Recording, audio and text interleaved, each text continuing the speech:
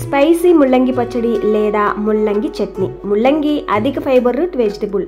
స్మెల్ని పక్కన పెడితే ఆరోగ్యానికి ఎంతో మంచిది.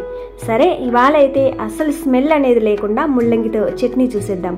రైస్లోకే కాదు, ఏ బ్రేక్ఫాస్ట్లోకైనా గొప్ప సైడ్ డిష్ అవుతుంది. చేయడం చాలా సింపుల్. ఒక్కసారి ఈ పద్ధతిలో ట్రై చేశారంటే నచ్చని వాళ్ళు కూడా ఇష్టంగా తినేస్తారు, అంత బాగుంటుంది.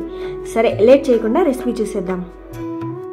ముందుగా చట్నీ ఎంత కావాలో దాన్ని బట్టి ముల్లంగి తీసుకోవాలి. ఇవాళ అయితే ఒక 250 గ్రామ్స్ ముల్లంగితో పచ్చడి చూసేద్దాం.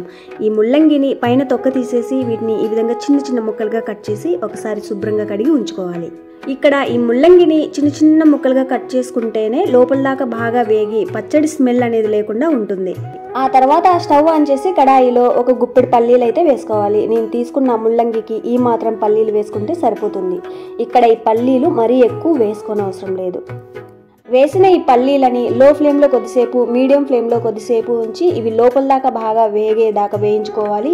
చూడండి, ఈ మాత్రం వేయించుకున్న తర్వాత చల్లారడానికి ఒక ప్లేట్లోకి తీసి వీటికున్న పొట్టు తీసేసుకోవాలి. ఆ తర్వాత అదే కడాయిలోకి ఒక 2-3 స్పూన్స్ దాకా ఆయిల్ వేసుకోవాలి. వేసిన ఆయిల్ అనేది హీట్ అయిన తర్వాత ఇందాక రెడీగా పెట్టుకున్న ఈ ముల్లంగి ముక్కలు వేసుకోవాలి. గుర్తుంది కదా, ఇక్కడ వేసే ఈ ముల్లంగి ముక్కలకి పైన స్కిన్ అనేది లైట్గా తీసేయాలి. ఆ తర్వాత మీడియం ఫ్లేమ్లో కొద్దిసేపు, లో ఫ్లేమ్లో కొద్దిసేపు ఉంచి ఈ ముక్కలు లోపల దాకా బాగా వేగేదాకా ఎర్రగా వేయించుకోవాలి. ఈలోపు ఈ ముల్లంగి ముక్కలకి సరిపడా కొంచెం చింతపండును ఒకసారి శుభ్రంగా కడిగి నీళ్లు వేసి నానబెట్టుకోవాలి. నేను తీసుకున్న ఈ 1/4 కేజీ ముల్లంగికి ఇక్కడ తీసుకున్న చింతపండు అయితే పర్ఫెక్ట్గా సరిపోయింది. ఒకవేళ పులుపు ఎక్కువ కావాలంటే ఇంకొంచెమైనా వేసుకోవచ్చు.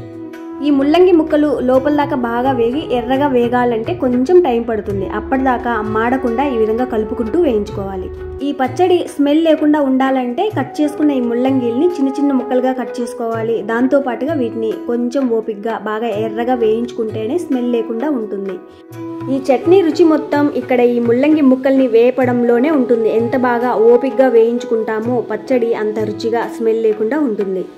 ఒక 4-5 నిమిషాలు మీడియం ఫ్లేమ్లో కొద్దిసేపు, లో ఫ్లేమ్లో కొద్దిసేపు కలుపుకుంటూ వేయించగా చూడండి, ఫైనల్గా ఈ మాత్రం వేగితే సరిపోతుంది. అంతే. ఆ తర్వాత వీటిని చల్లారడానికి ఒక ప్లేట్లోకి తీసుకోవాలి. ఆ తర్వాత అదే కడాయిలోకి ఒక 2-3 స్పూన్స్ దాకా ఆయిల్ వేసుకోవాలి. వేసిన ఆయిల్ హీట్ అయిన తర్వాత ముల్లంగి ముక్కలు ఎన్ని తీసుకున్నామో దాన్ని బట్టి ఇందులో కొంచెం టమోటా వేస్తాం, చింతపండు కూడా వేస్తాం కదా, ఆ పులుపును బ్యాలెన్స్ చేసేంత తినగలిగే కారాన్ని బట్టి పచ్చిమిర్చిని ఈ విధంగా ముక్కలుగా కట్ చేసి వేసుకోవాలి. వేసిన పచ్చిమిర్చిని మీడియం ఫ్లేమ్లో ఉంచి ఒక 2-3 నిమిషాలు వేయించుకోవాలి. ఈ మాత్రం బాగా వేయించుకుంటే సరిపోతుంది. ఆ తర్వాత ఇందులోకి ఒక మీడియం సైజ్ టమోటాను చిన్న ముక్కలుగా కట్ చేసి వేసుకోవాలి. టమోటాతో పాటు కొంచెం ఫ్రెష్గా కొత్తిమీర వేసి ఈ టమోటా కొంచెం మెత్తగా మగ్గేదాకా మీడియం ఫ్లేమ్లో వేయించుకోవాలి. ఇక్కడ వేసిన టమోటా ముక్కలు కొంచెం గట్టిగా ఉన్నట్టు అనిపిస్తే ఆ టమోటా ముక్కల మీద కొంచెం సాల్ట్ వేసి వేయించామంటే తొందరగా మెత్తగా మగ్గుతాయి. నేను తీసుకున్న ముల్లంగికి ఒక మీడియం సైజ్ టమోటా పర్ఫెక్ట్గా సరిపోతుంది. చూడండి, టమోటా ఈ మాత్రం మగ్గిన తర్వాత వీటన్నిటినీ కూడా 1 నిమిషం అలా ఇలా వేయించుకోవాలి. ఆ తర్వాత స్టవ్ ఆఫ్ చేసి ఇవి చల్లారిన తర్వాత మిక్సీ జార్లోకి వేసుకోవాలి.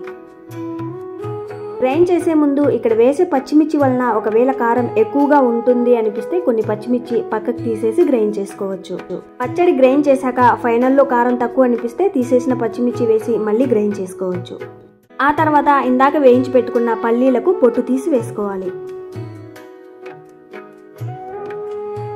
పల్లీలతో పాటు ఇందాక వేయించి పెట్టుకున్న ఈ ముల్లంగి ముక్కలు వేసుకోవాలి. రుచికి సరిపడా సాల్ట్ కానీ లేదా రాళ్ళ ఉప్పు కానీ వేశాక ఇందాక నానబెట్టుకున్న చింతపండు వేసుకోవాలి, నీళ్లు లేకుండా. ఇలా పచ్చడి గట్టిగా ఉంది అనిపిస్తే, జార అనేది తిరగడానికి గట్టిగా ఉంది అనిపిస్తే ఈ చింతపండు నానబెట్టుకున్న నీళ్ళు అనేవి కొంచెం వేసుకోవచ్చు. అన్నీ సమంగా మెదగడానికి ఈ విధంగా ఒకసారి బాగా కలిపిన తర్వాత గ్రైండ్ చేసుకోవాలి. పచ్చడి చూడడానికి మరీ గట్టిగా ఉండకూడదు, అలాగని మరీ పల్చగా లేకుండా ఈ మాత్రం మీడియంగా ఉండేలా చూసుకోవాలి.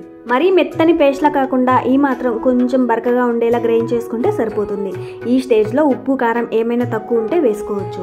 ఒకవేళ కారం తక్కువ అనిపిస్తే ఈ స్టేజ్లో పచ్చిమిర్చి వేసి గ్రైండ్ చేసామంటే ఈ పచ్చడి మొత్తం మరీ మెత్తని పేస్ట్లా అయిపోతుంది. ఆ టేస్ట్ అంత బాగుండదు.